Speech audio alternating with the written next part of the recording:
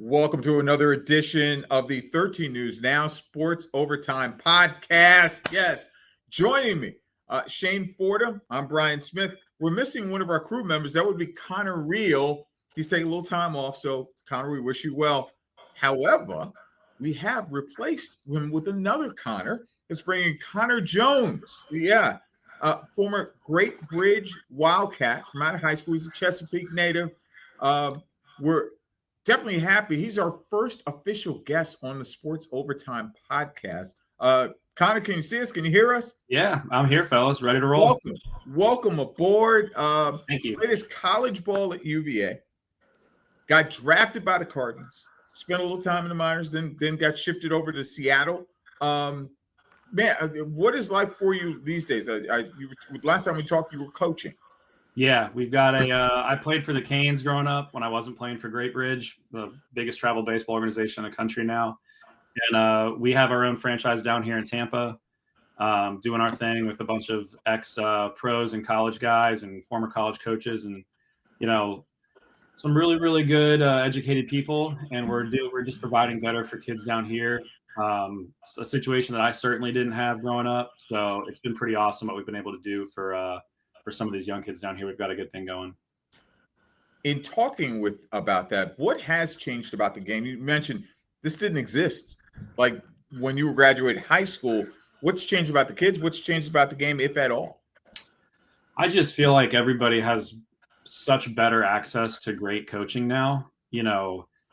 Half of it is everybody on YouTube and social media is an expert in their own right. So you have to sift through what's actually good for you and what's not. But there's you can get great coaching anywhere. There's remote programs from people all over the country, really good people that know what they're talking about. So with that additional access, I feel like kids at a younger age are getting access to it. Whereas, great training was kind of the pros got it. And then maybe some college kids. And now it's like every high school kid, you want to play in high school, you got to, especially down here in Florida, man, it's so competitive that every single kid are at dedicated training facilities. It's crazy. Shane? Well, yeah, Connor, you talked about how, coaching has felt so rewarding for you. I mean, how do you kind of want to help these kids in a way that you said you weren't really able to receive when you were at that stage coming up? Yeah, when you just look at it, we have 6 to 8 full-time coaches on staff, and from those 8 guys, we have, 85 to 100 years of pro baseball, college baseball experience amongst those. And my local travel team that I played for in Chesapeake, which had several kids play collegiately, we were coached by a bunch of dads in the Navy. We didn't have access to such professional players, college coaches to coach us as 10, 11, 12-year-olds. By the time these kids get to college, or high school stuff that kids hear in high school for the first time, these kids are hearing when they're 10. They're just going to be light years ahead of where everybody else is at. So it's really exciting for these kids. And it's just, I've had so many different coaches throughout my career that it's cool to kind of see the game through a different lens now and really see the game through these kids' eyes. It's fun, man. It keeps you active. It's been really awesome for us. Man, do you encourage, because we've heard this before because of travel teams and stuff like that, do you ever encourage kids to go, hey, it's okay to play another sport, just kind of give yourself a break? Do you encourage that? Absolutely. I think now, in addition to those dedicated training facilities, there's such pressure on kids, and some of it's just from the system, and some of it is coaches in their own right, just pressuring kids to pick a sport at 10. And we're like, that is just nonsense. I played 3 sports up into high school, and I was playing baseball at the highest level at that point. It can be done. I assure you it can be done. You can play multiple sports, especially at a younger age. We think it's super important for their just athletic development. Playing basketball, you get better at jumping. Play soccer for footwork and lateral quickness. There's just so many different tips for conditioning. Play all the sports you can, because at some point someone's going to tell you you're not good enough to play it anymore. So don't do that to yourself at a young age. Yeah. And looking at those, you good, B. Smith? You good? I got all choked up. That's what it was. Yeah, what he Yeah, it's said, making you emotional. That's it's making you're I get inspired. emotional. I played through high school, so I played baseball through high. So I got choked up about the moments of playing multiple sports. That's what it was. Hey, Connor, is there a sport that maybe you kind of encourage your guys to focus on specifically, when kind of wanting to dive into or expand their sort of versatility as athletes a little bit? Not specifically. We'd encourage them to just play to play any other sport. We have got kids that wrestle. We've got a lot of kids that play basketball. Flag football is huge down here, especially at the younger age. They don't need to be playing tackle yet, but we've got kids that play all sorts of sports. I swam competitively most of my life growing up. So swimming, baseball, basketball are my three sports. So just they all will help you in some fashion, right? There's not another sport that's not going to be productive for you. Was there ever that coming to Jesus moment where you said, I really want to try swimming, but someone said, no, you're going to do baseball? No, because this was like, 15 years ago, but there was a group of people that thought swimming was excellent for pitchers. Pedro Martinez was really big on swimming for his shoulder and conditioning and those types of things. And then there was another party that was like, when you see Michael Phelps swimming his arms around before the race, like his shoulder is so loose that if you're going to throw 90 some miles an hour, your shoulder's got to be a little bit more stable than Michael Phelps's, who's like damn near out of place, it seemed like. So I felt like there was plenty of good things with potential, just like any other sport. So I kind of stopped playing basketball because I don't want to risk breaking or jamming my finger at practice all the time. And I'm like, if I break a finger in my throwing hand, it might not heal the same. Like at that point, the risk wasn't worth the reward when I kind of knew baseball was what I was going to do at that point. Speaking of sort of advice you're giving to your young guys, I mean, you kind of touched on this a little bit before, but honestly, at that age, having a coach like you is almost like having a cheat code. Being at that early in their development. Is there a piece of advice, having the experience and the knowledge that you do, playing at the heights that you have? Is there a specific piece of advice that you kind of stress to your guys over and over again? Like when they look back at this time playing with you, is there a specific, tidbit of advice that maybe they'll remember more than anything else? Wow. Gosh, there's so many things we stress to these kids. We just have a different perspective. Like we just know what's important and what's not important at this age. Because at 10 or 11 years old, like there's so many things that seem so important right now, and they're just not. And the whole reality of things and the big picture. I would say the two things that we really stress to kids are the process over results. We track all of our own stats. Kids at this age they now have apps where you can go on and watch. You could go online and watch our games, our teams play online on an app. My grandparents, I'm sure they would have loved that when I was playing. It didn't exist. And on there has their batting average, your ERA, all this stuff. So 10-year-olds are fixated on their batting average, and it's just nonsense. And so we track quality at bats. You hit the ball hard, like process-based stats. And reward kids on that. And we want them to focus on that. And instead of them being upset that they grounded out to second base, they're fired up because they moved the runner over or they got a guy in to score. We reward kids for that. And so, did you hit the ball hard? You hit a line drive to the shortstop. You did exactly what you're supposed to do. You should not go back to the dugout upset. But a lot of kids would because you didn't get a hit. And so the process over the results always, that bears out in the long run. And then the other thing I would say is just like we stress our kids all the time, never be afraid to fail. Like failing is good. We tell the parents, let your kids fail. Like you cannot protect them from not failing. Like they're going to fail and that makes them better. But we tell the kids all the time, don't be afraid to fail. Like, please do what we ask you to do with coaching. Like take this advice. If it feels weird. We've never yelled at a kid for messing up, making an error. It happens. We all made errors. We all know you're not trying to make errors. Hustling, attitude, that stuff's controllable. That stuff's different. But never be afraid to fail, especially if you're trying out a new stance or a new fielding technique like that. You're getting better. It's okay to fail, Man. Switching gears a bit. You played your college ball at the University of Virginia, won a national title with the Cavaliers.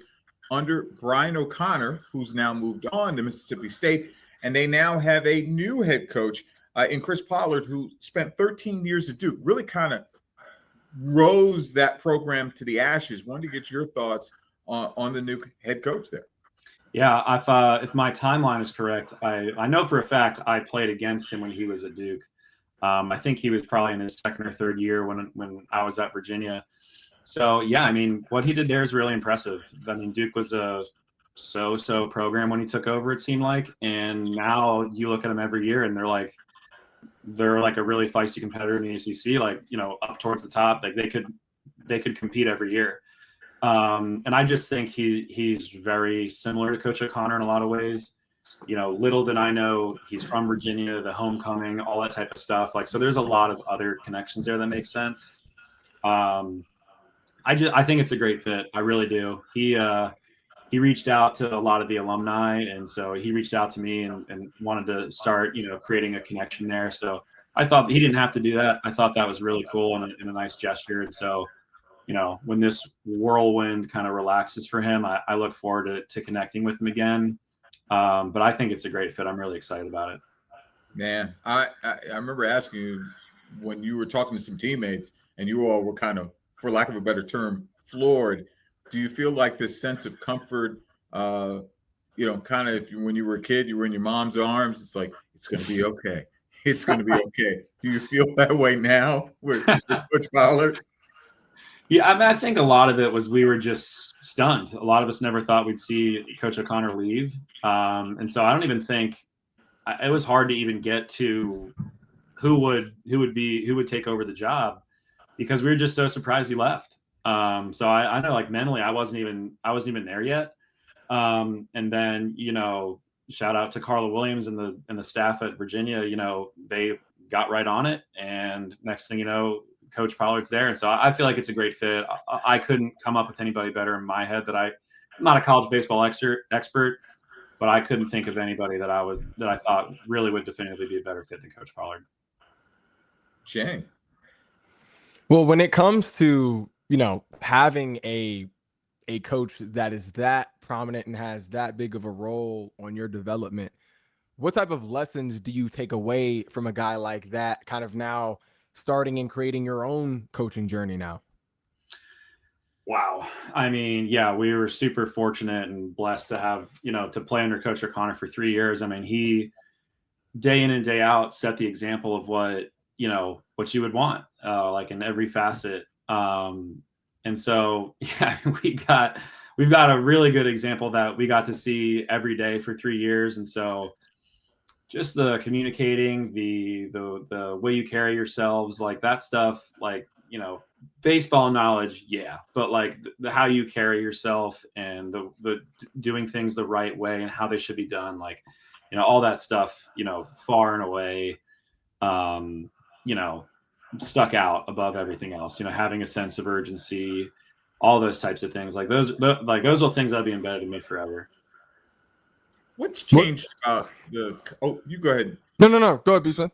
I was going to say, what's changed about the college baseball game since you left college? I would imagine there's been like eons of stuff that's changed. Well, I mean, NIL now, I mean, that's the biggest. I mean, it's crazy. I mean, the transfer portal, like, I mean, we could have just, if you were to transfer when I was playing, it was potentially and I don't think this is an exaggeration, a career altering decision.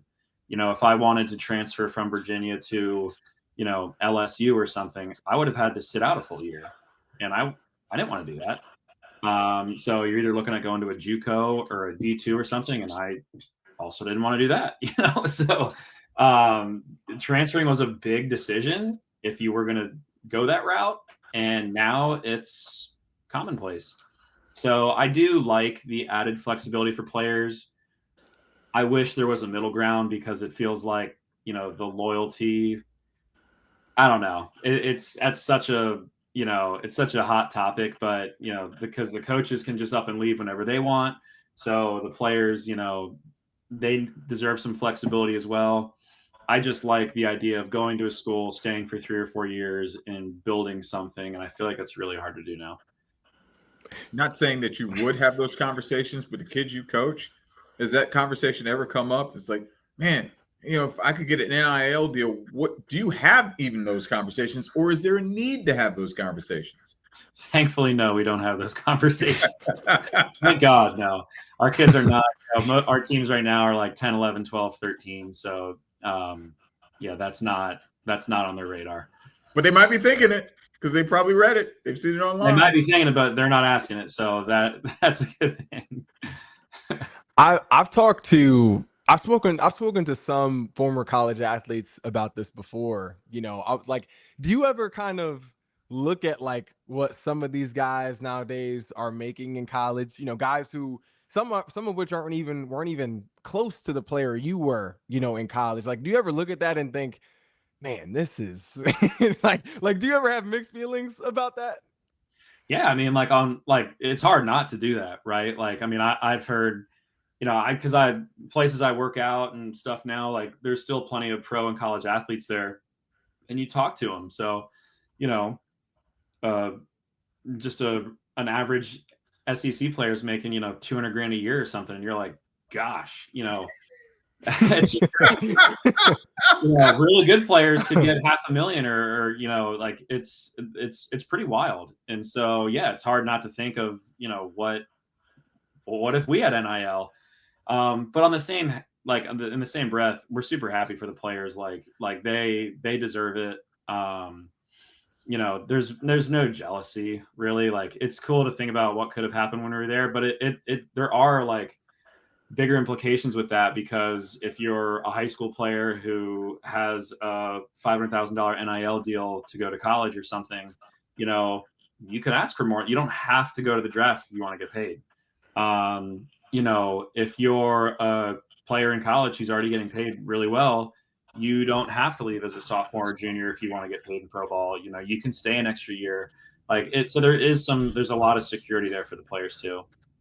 You almost feel to some degree too, there might be less pressure on student athletes now because of the NIL money. They don't have to feel this, particularly like baseball, basketball, football players going, I got to turn pro because, it's going to help my family out financially. Do you notice that in just talks with them? Yeah, I mean, that definitely does exist. Like, I mean, shoot, these kids that are playing D1 right now, SEC, ACC schools, like they're setting themselves up great for the future. Even, might not be getting rich, but like you're making really good money for especially a college student. Like, oh my God. But yeah, I think on one hand, that's totally the case. On the other hand, people are trying even harder now to get a scholarship because you can get paid. Like, it's not just the scholarship anymore. You can go to college and get paid really well. So people, they see dollar signs and just go crazy over it. So I think it depends who you ask, really. I could see it from both ways from kind of my own observations. Kobe Bryant said something really interesting, years ago. He said that one of the main things he noticed playing in the NBA was that when guys were, starting to make the big money, starting to, to make the millions, he noticed that their drive would sort of diminish. Like, that was one of the things he thought set him apart from other players, was that his motivation never left, no matter how much money he made, no matter what heights he reached, in terms of success in the NBA. Now that guys are, making, now big money early on in college, not, of course, not near to what big money is in the MLB, but now that guys are kind of getting a taste of that earlier on, do you think that might complicate things or maybe tone down that competitive edge at the pros by any chance? Like, what are your thoughts on that in terms of how NIL might progress or age down the line? It's interesting. I've definitely seen that at the pro level, where guys might get paid a lot and then then you don't see them the next offseason or something. Like, I've definitely seen that. In college, though, it's interesting. Like, it's hard to say, because I think going from college and playing professionally is still such a big goal for a lot of people that, I don't think a kid would play college baseball, make $400,000 and then be like, nah, I don't want to play pro anymore. I'm good. I don't foresee that. I feel like once you're playing professionally, maybe, because you've already reached that goal. There's a lot of players that would not feel that way. But I think the difference between college and pro is so significant that I think guys still strive to take a professional route. Man. Speaking of which, let's switch gears yet again to All-Star Week.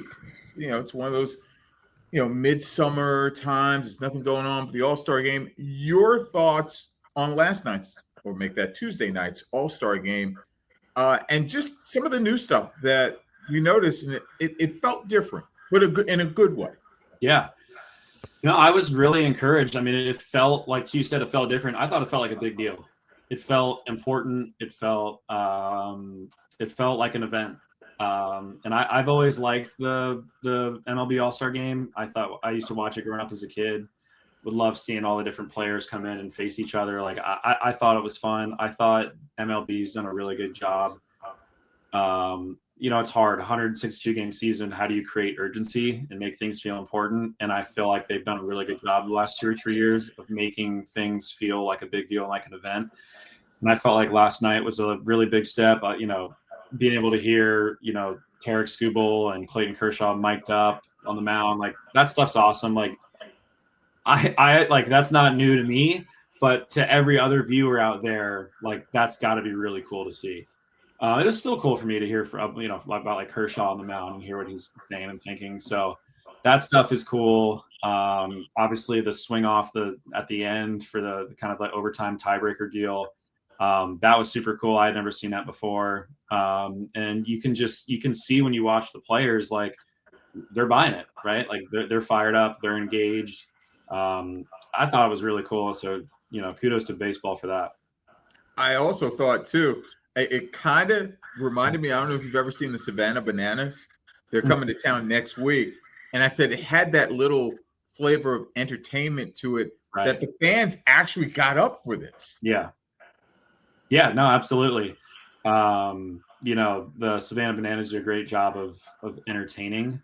And at the end of the day, like you go to a baseball game for entertainment, like for fun, right? And so I think some of the things baseball has done with the pitch clock and make the game faster, it's more entertaining. Like, so I think they're doing some really cool things to kind of cater to the younger audience, the entertainment aspect of the game. I just thought of one other thing with it was also the first time for the automated balls and strikes. Now, I have a funny feeling, did you miss out on that going through the minor league system? Because it's been there the last probably 2 or 3 years for the minor leagues, at least with some. But just your thoughts on it. Does it help, hinder? Does it help you from a pitcher's perspective, or do you feel like the batter has a better advantage? Yeah, so it was in pro baseball before I got hurt, and so it was never in the league I was playing in, but I heard from a number of teammates that dealt with it, and all of them felt like it favored the pitcher. There's just so many pitches that could be, miss your spot, and the catcher might catch it weird, and it doesn't visually look all that good or all that clean. And it's a strike. And like there's plenty of times nowadays where that you don't get rewarded for that. And so all it has to do is, like I'm sure people have seen with the automated ball strike, all it has to do is nick a corner of the zone at all. They talk about it like a pane of glass, and all it has to do is nick the pane of glass in any fashion, and it's a strike. And so the thing I like most about it is how quick it is. It seems like it's like a 5-second review. And to be honest, I think it's a little there's some excitement and like anticipation there when you're waiting to see the review, depending on like, the time in the game. But I think it's really good. Again, I'm torn with like umpires and like how it's always been, but people want accuracy. Go for it. Well, Shane? Well, speaking of changing times, how things kind of progress, speaking of the All-Star game, it ended in an interesting fashion. It's a lot. It could be in large credit to, the recent tiebreaker rule change, sort of some would call it like a home run derby style rule change, to break the tie to decide a winner. What do you think? Are you a fan of that rule change? After seeing last night's game, or is that one of the rules that you're not really on board with in terms of trying to make the game more entertaining? I mean, when it comes to the All-Star game, I love it. Like, that is like the ultimate fan event. So I don't think anyone wants to sit around and watch them, drag out 3 more innings in which you could still be tied. Like, do something exciting, do something cool. I thought that was I didn't know that was the rule, so that totally caught me by surprise. I thought it was awesome. I really, you want to talk about creating some intensity. I thought it was great. I'm a huge fan of it. Now, me and B Smith, we were kind of joking about this earlier today. Kyle Schwarber, for the record, I'm a Phillies fan, so I was kind of poking fun at B Smith about this today. Kyle Schwarber, of course, clutches it. Do you think he deserved MVP for the game? I mean, he didn't have a hit leading up to that, but do you think he deserved MVP for the game or no? I'm a Mets fan. I thought Pete Alonso hit a 3-run homer, put him up 5-0. I can't help it if the National League blew the league. I just thought that was a big moment in the game. I would have considered giving it, but I understand it. Walk off, Kyle Schwarber. I get it. Phillies. If I had a vote, I would have given it to Alonso. Yes. I feel like there was a little recency bias where like Schwarber immediately hits the game solidifying homer at the end, so then you immediately give it to him. I mean, had he hit a home run in the game too or something, or done something amazing in the game, I felt like maybe you could justify it. But just for I don't even know what, for just a couple batting practice homers that are a little bit more intense with the stakes, I don't know that that's deserving of MVP in my book, but it's still a pretty cool moment he had. Take that, Shane Fordham. I'm not mad at the take. I just wanted to know what he thought. One thing I noticed too, there was a moment during the game where they were honoring the late Hank Aaron and the 715th homer. I remember that year well, and how he was chasing Ruth. How important is it that they honor the league's past for today's players, such as yourself, to really get an understanding that there's a lot of stuff before you guys came along? Yeah, I think it's pretty cool. I think for a long time, baseball did. I don't know if it was baseball itself, but baseball culture has always like romanticized the past almost too much. And now I think they're kind of getting away from it a little bit in order to progress the game for today, for, the pitch clock, to make things more entertaining, like we just talked about. But I do think there's still plenty of guys that deserve a ton of credit and recognition. Hank Aaron, obviously, deservingly so. I do think that stuff's cool because I'll tell you what, it's crazy. We talk to some of our players now, and it's like, we asked the kid the other day, do you guys know who Mickey Mantle is? And they're like, no. That's just crazy to hear. Like, I'm certainly way older than I am, but it's just wild to kind of hear things like that. So, to your point, man, I've always been fascinated. You're a pitcher, came up through the Cardinals organization. Who is one guy that you've met in your pro career that, as a pitcher, you went, dang, I got to deal with him? Who either went on to a hitter? A hitter, yeah. You're a pitcher, you're dealing. Who's the one guy you went, I don't know. You got something, but you're like, I don't know what I'm going to do with him. I'm trying to think. Or college. You probably got, and he wound going on to the majors or something like that. You're like, whoa, yeah, I could see he was going forward. And I faced Dansby Swanson in the College World Series. He hit a line drive single up the middle off me. That was the year he was the #1 overall pick. So that was pretty impressive. Man, I'm trying to think. I remember really early on, I think it was in a high A, my first full season, which was 2017. We faced Austin Riley with the Braves with their high A team. And I think he just torched us that series. And we were like, who the heck is this dude? He was on fire. And that's one guy that sticks out. Gosh, there's plenty of others. Really just like, there's like, by the time you're in AAA and stuff, there's so many good players that, you know, it really just depends who's hot at that time, you know? So, gosh, there's so many good players I can think of. I remember, you know, college, Zach Collins was a catcher at Miami who ended up, I think, made it to the big leagues. Like first round pick catcher out of Miami, left-handed hitter. He was a really good player. He was a tough out. And then Corey Ray at Louisville, he was a first or second round pick to the Brewers. And I knew both of them from like the high school circuit. We played in the Under Armour All-American game together. And then I think we're like the only ones that went to college from that game. And Corey at Louisville, they went to Omaha when we were in college, and he had a really good team as well. So those are two guys in college that was like when they came up, it was like a showdown. It felt like. So, but in pro ball, man, there's so many good players. There really is. I'm sure. I just thought of one other thing. What do you like about how the game is and what place it's in right now? Because we're seeing the next generation of stars, like major stars, who are like Mike Trout established, but we're seeing the Vlad Guerrero Juniors of the world who are coming along, the Pete Alonsos. What do you like about this time in this era of baseball?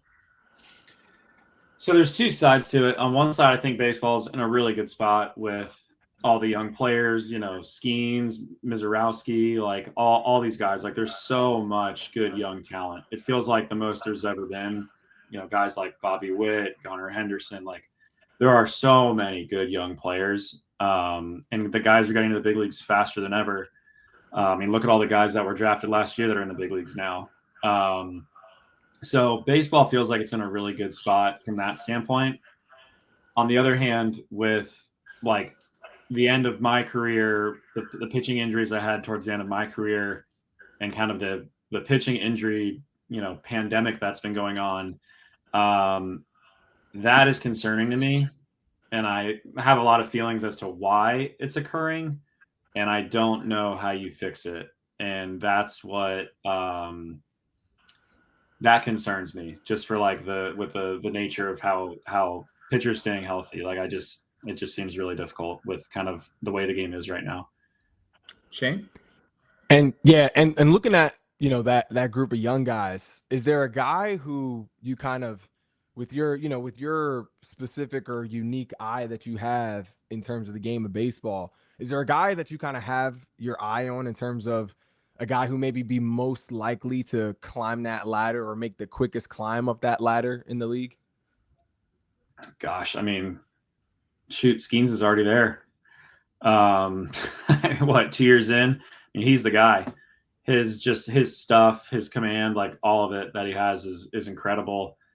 You know, the Miz, the young kid from the Brewers that everyone's been talking about, he's incredible. No, the other thing is there's so many other good pitchers in the league. Like, you know, I didn't come up, but one of my time with the Mariners, I was with George Kirby. He's unbelievable. I mean, he really is fantastic. I know he was banged up a little bit earlier in the year. But I mean, he's ridiculous. I mean, some of these guys are throwing close to 100 miles an hour with like Greg Maddux like command. And it's like, that's just out of this world. So, I mean, shoot, you could name almost every team in the league and they would have like an amazing young pitching prospect who's like, you know, either in the big leagues or really close. It's an exciting place for baseball. You know, I want, you know, these pitchers to stay healthy. How big a concern is that with you? Because, you know, it's great throwing 100 miles an hour. You know, I've heard from veteran pitchers who would say sometimes, but they don't know how to pitch. What do you do after you lose that velocity? Is that a concern to you? What can be corrected about it? Well, you know, I think there are some people who, sure, they throw hard and they don't know how to pitch. I think most of the kids in the pro game today, that's not the case. And I think the tough part is you get rewarded. You used to get rewarded for your results in getting outs. Now, I've heard of plenty of instances where guys are getting a ton of outs and teams are like, we're not sure that's going to play at the next level, so we'd like to see more.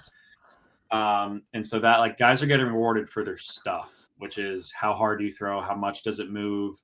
Like, that is what teams want. And so you're incentivized to go out there and try and throw harder, or try to make your slider move more, or make your curveball move more. And, you know, some of these kids like the Miz, for example, from Milwaukee, if he really is out there just, you know, walking the park, throwing, you know, 100 miles an hour, good for him. And that's totally possible. Like I said earlier, with all the good training people have nowadays, and, you know, strength training, mobility, all that stuff, totally possible. But if he's out there just like reaching back and ripping for 100 every time, I just feel like that's not sustainable. But look, there's plenty of guys that do it because that's what gets rewarded. And so, you know I did it, and I know that had like a lot to do with me getting hurt. You know, there's other factors that play into it, but just, you know, going out there and letting it rip all out every single time is a recipe for disaster. You know, go out and you're driving a Lamborghini, redlining it 24/7. Like, that's not, you know, let's put it in second or third gear and cruise. So it's just it's a tough spot, because I don't know how you de-incentivize guys that are going to throw hard or have ridiculous movement, all that kind of stuff. I don't know how you fix it. I really don't. But I feel like that is the issue with guys, you know, getting hurt. Are we seeing the last of the Justin Verlanders? Because he's I hope not. One of those rarities. I hope not. I mean, the guys, you know, that pitch till they're 40, you know, there's still plenty of guys. Like Logan Webb is a great example of a guy who doesn't just, you know, throw gas all game. His movement is insane. Watching him pitch is a ton of fun because his movement is crazy. Like, he, you know, there's the thing I love about pitching. There's so many different ways to be effective. And he's definitely a guy that kind of goes against the grain in my eyes a little bit. You know, he's a perennial Cy Young candidate every year. You know, he's not throwing 100 miles an hour and just, you know, blowing it by people. The movement is crazy. He's crafty with it. He's a fun guy to watch for sure. So there's still some guys out there that I think could be Verlander-esque. I hope he's not the last. Shay, any final thoughts?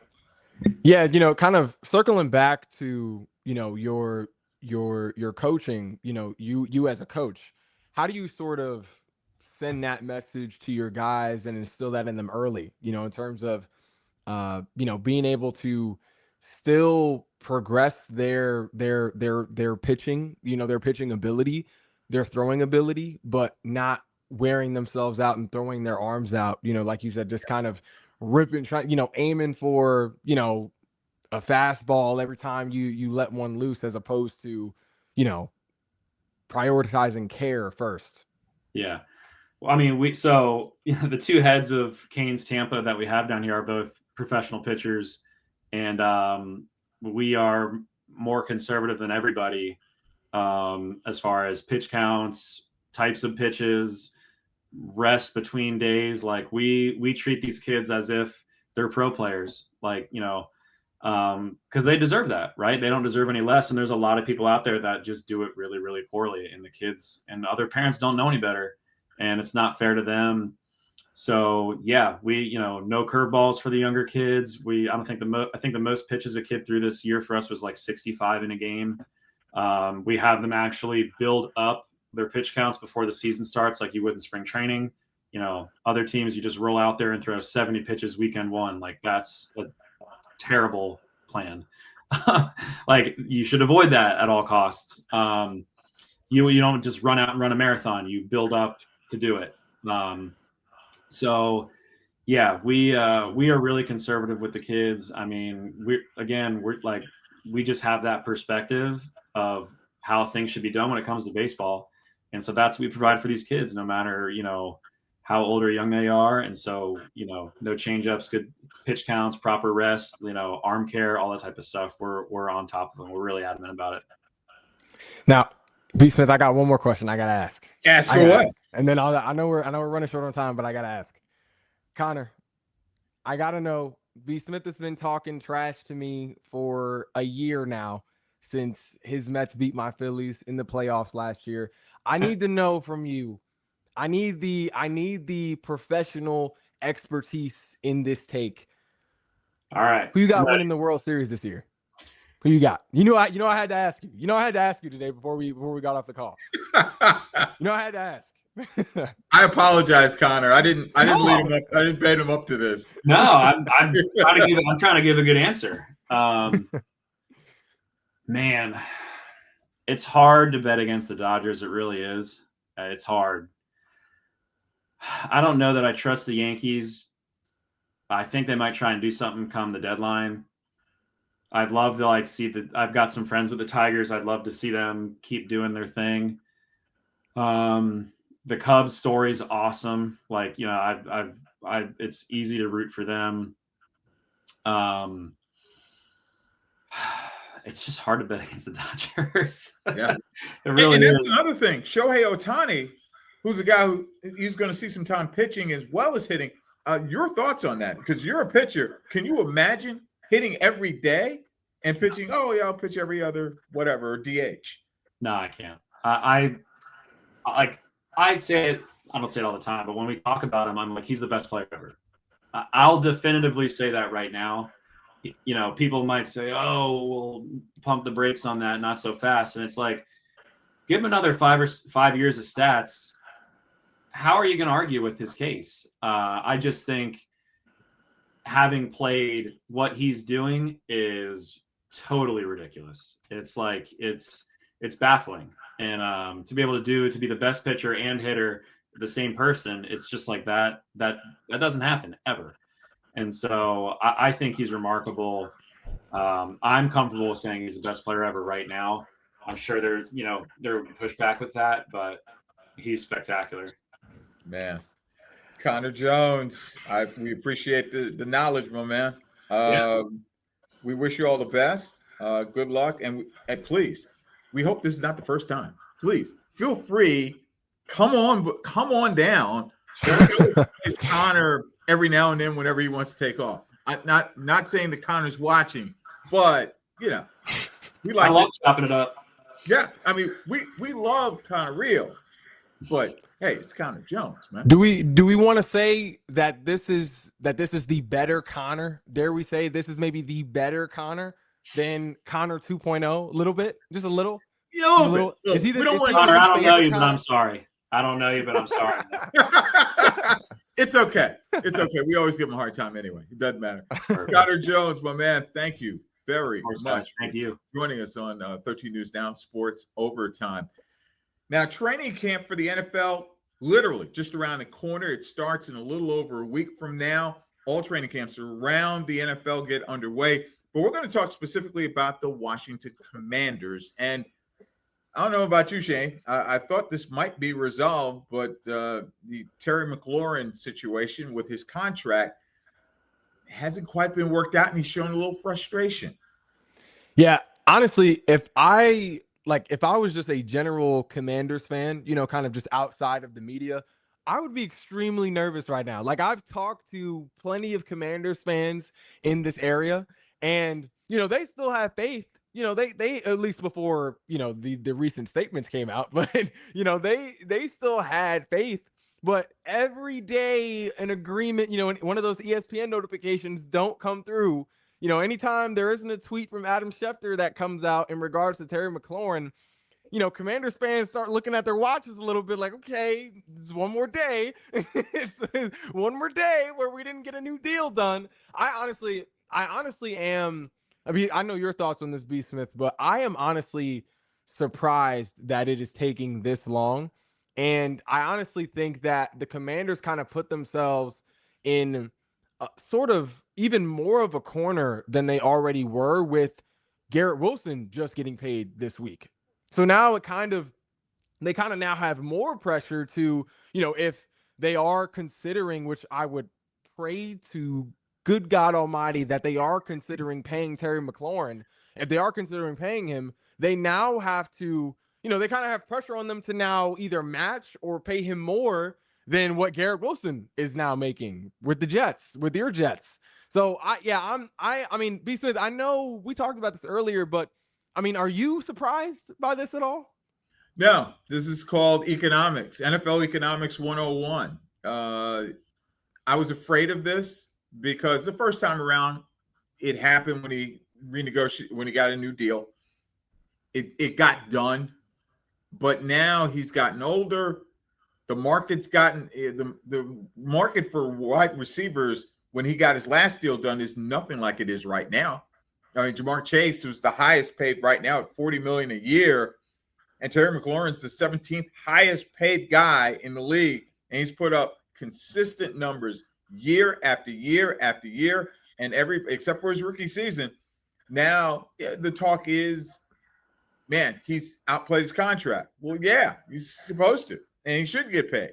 The problem is the economic side of it, and the way the Commanders are built right now under new ownership, under the GM, it's not the same anymore. Daniel Snyder's not, they're not cutting checks like they once did when Daniel Snyder was owner. And you don't want to wind up like the Cowboys and put yourself in a situation where you got to pay everybody and you suffer the consequences for it. What if it doesn't work out? And I know Commanders fans are looking at me going, what are you thinking? From a PR standpoint, it is horrible if this doesn't get done. He is beloved. Let me say this, beloved within the DMV. However, the business side of things are you've got a bunch of young players that includes a very talented quarterback in Jaden Daniels that the core group has smaller contracts. So you're trying to add pieces so you can get better right now. So you can really take advantage of this. If Terry McLaurin snips 35 to 40 million, that could throw a wrench into things. I'm not saying I'm not a capologist or anything like that, but it could affect them over the next couple of years if they're trying to keep certain people.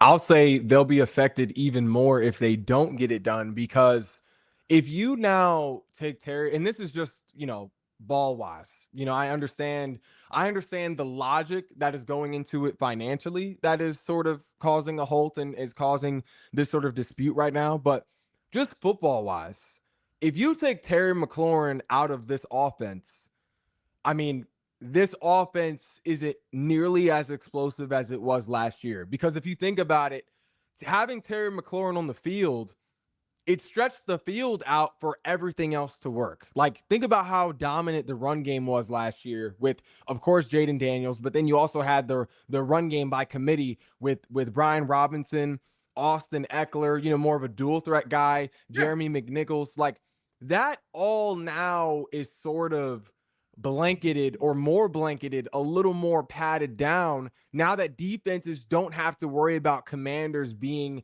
a threat down the field, in the deep thirds of the field. And Terry had a career year. Terry had a career year with Jaden Daniels as quarterback. They've now solidified the offensive line. They've done all that. It makes sense. Yes, you need to pay Terry McLaurin. Problem is, that could cause a problem in the next year or two. He's got a year remaining on a contract that I want to say pays him 20, 25, give or take, but he wants to be up in that upper echelon.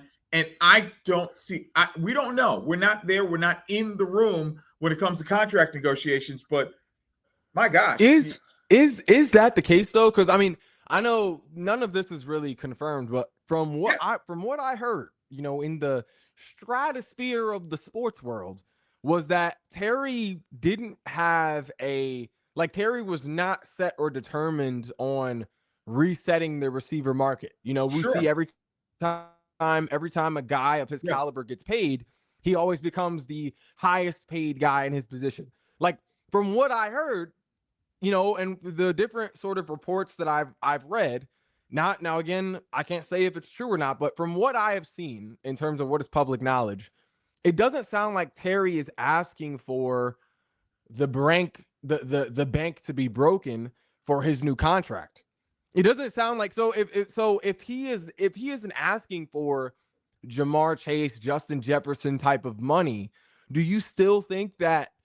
I know you think that they should pay him, but if he isn't asking for Jamar Jefferson type of money, what else would be sort of still creating this sort of halt in a deal being done, do you think? Maybe his asking price isn't what the Commander's asking price is. That could be something that he wants, but the team's like, can you go a little lower? And he's like, no, I'm being reasonable. It's like you said, he may not be asking for the bank to be broken, but maybe in the eyes of the Commanders, I'm just saying, if I'm a GM, you're kind of going, it's a little too pricey. We're still looking to get some more people. It's going to cost us. So would you, if you're the GM, would you pay Terry McLaurin what he wants? Whether it's, just his asking price, or would you make him or whether it's making him the highest paid receiver in the league, would you pay Terry? In what circumstance do you pay Terry? Because you're working for the owner, in Josh Harris, he probably has a number, and Josh Harris is like, don't go past this number. I want this. That's number. A good point. And so he has to answer to Josh Harris, because you could see they're putting together a good young squad that financially at the right time over the next couple of years, they're building off of. I mean, they literally missed the Super Bowl by one game and lost to your Eagles. That's they want to strike while the iron is hot right now. And I would do the same thing too. If you can, keep him at a certain price, and it may be just slightly more than what he's making right now. And that may be something that he doesn't care for, but it may come to that. Yeah, I mean, I think there's a few reasons why you do pay him. One, like I said before, having him on the field makes everyone else's job easier. Especially you get a guy like Debo, who isn't really a deep threat. He thrives in a field that is more stretched. He's coming from a situation where he benefited having Brandon Ayuk on one side, George Kittle kind of on the other in the more of a slot tight end position. He benefited from an open field. Yeah. We saw how much the run game benefited from more of a stretch field last year. Like you said, Terry McLaurin's career year, I don't think it's a coincidence that the running game was significantly better the run game was significantly better this year than it was last year. Jaden Daniels, this is reason number 2. You have a guy who is coming off of a offensive rookie of the year season going into year 2. We've seen a lot of guys who have who have had an impressive rookie season go into a sophomore slump. Now that doesn't necessarily mean a lot in the grand scheme of things when you look at their whole career, but it's a common thing. So not having Terry on the field makes him more likely to have a career slump, taking away his receiver one, his favorite target, his most potent passing threat on his offense. You're putting him in more of a position to fail. But then lastly, another reason why it's a good move to bring him in is simply for morale. I mean, you just simply the heartstrings. It's a good move to bring him in. Pro. Yeah, ever since he's come there, since his rookie year, he's a pro's pro. Yeah, he's been a leader on the team since he's been drafted. He has been the one and only consistent bright spot of the team since he's been drafted. He produces no matter who his quarterback is, but he never once had an attitude or had an outburst or had some sort of negative moment that the media was able to kind of take and grab a hold and run with it. He never had a moment where people in the Commanders organization called him a bad teammate or a bad locker room presence. We've seen that with other guys in the league. We've seen that with George Pickens. We've seen that with Odell, especially receivers. AJ Brown even had those narratives created around him, even though they were false. AJ Brown even had stuff said about him. Terry McLaurin has never given anyone a reason to even think that he was a negative presence on this squad. And just for that alone, while prior to having Jaden Daniels as his quarterback, he still put up numbers with the quarterbacks that the Commanders put out there. That's what makes him more amazing. And he's had every reason. If we're talking about a guy who has had reasons to be disgruntled, yes, like he would be. through ownership, coaching, like teammates, this guy has had every reason to be disgruntled, as opposed to other guys who have at least had consistent coaching, have at least had maybe consistent ownership in terms of quality, have at least had some speck of talent on the squad. Like, he's gone through all of that. Now, this year, when the Commanders are actually emerging, you're going to not reward the guy who kind of had to put the team on his back to keep the Commanders somewhat afloat. since he's been drafted. I just think the reasons to me, the positives in paying him outweigh the negatives in my opinion. Oh, I agree. When you look up the term beloved, you see a photo of Terry McLaurin catching the ball. Beloved. That's him. That is him in a nutshell. But I get it. But from a financial standpoint, I also get that too. They're trying to set up this team for years to come and to win now when possible. Terry McLaurin's also about to be 30. That also plays a role. So if he gets an extension of 4 years, and if he gets Garrett's years, and then we don't know whether there's guaranteed money involved. How much of it? Is it what he wants, or is it what the team wants? We don't know any of that right now. We're hoping they're close, but if he's publicly saying he's frustrated right now, that's not a good sign. That really isn't a good sign right now, in my humble opinion.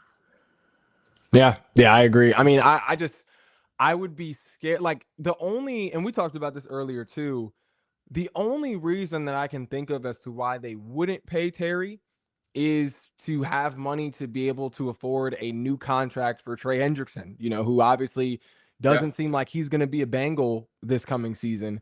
And it's no secret that they need the help and reinforcements on the D line.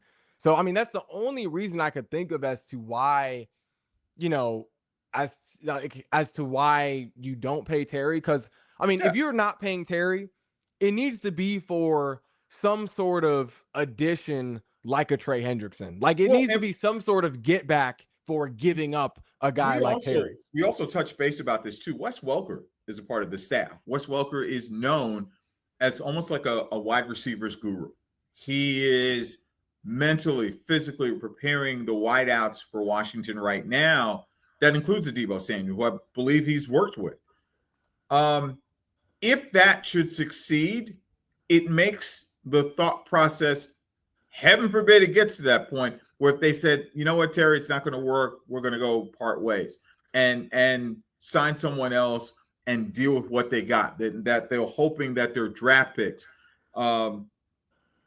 can come through. Their young receivers can come through Wes Welker, and it'll make them look like geniuses. Although the Washington faithful will not look at it that way. They will not. But they're preparing not just now, but 2-3 years from now that, hey, this is the reason why. And they're still under certain contracts that are well below the cap, so they can just keep doing reinforcements. Well, let's look at that receiver room real quick. This is my final question to you, because I know we got to close out of here soon, but I want to know from you, B. Smith, looking at this receiver room, they draft Luke McCaffrey out of Rice last year. They have Noah Brown, who, when healthy, he made some bang plays for the squad within that rotation, behind Olamide Zaccheaus. He's expected to have more playing time this year, obviously, with Diami Brown and Olamide Zaccheaus moving on in the offseason. But then you also get, a guy you highlighted, one of the biggest trades or one of the biggest acquisitions of the offseason in Debo over from San Francisco, and then they also draft Jalen Lane out of Tech this year, a local guy.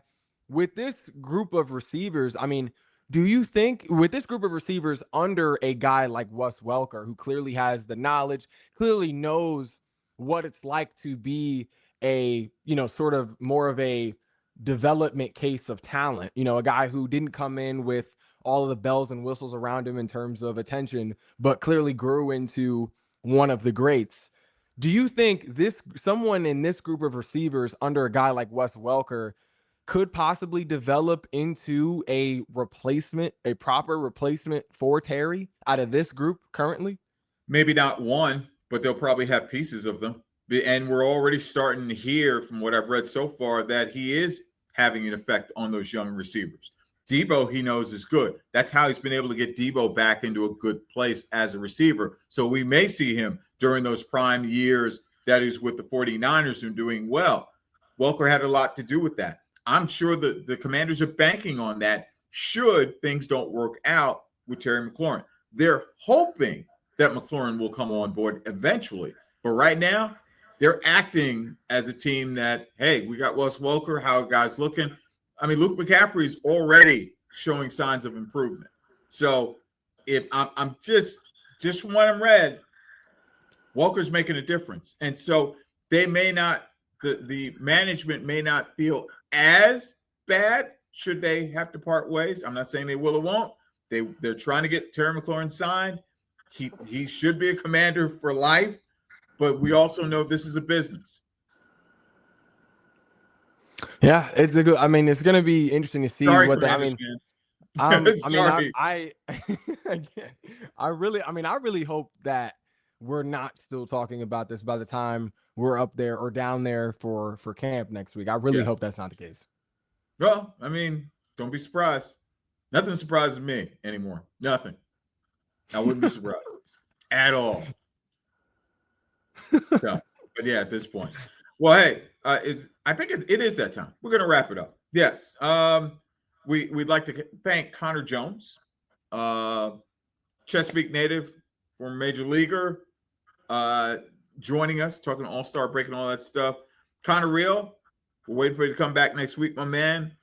For all of us here at 13 News Now, Sports Overtime, we wish you well. Thank you for joining us, and check us out next week.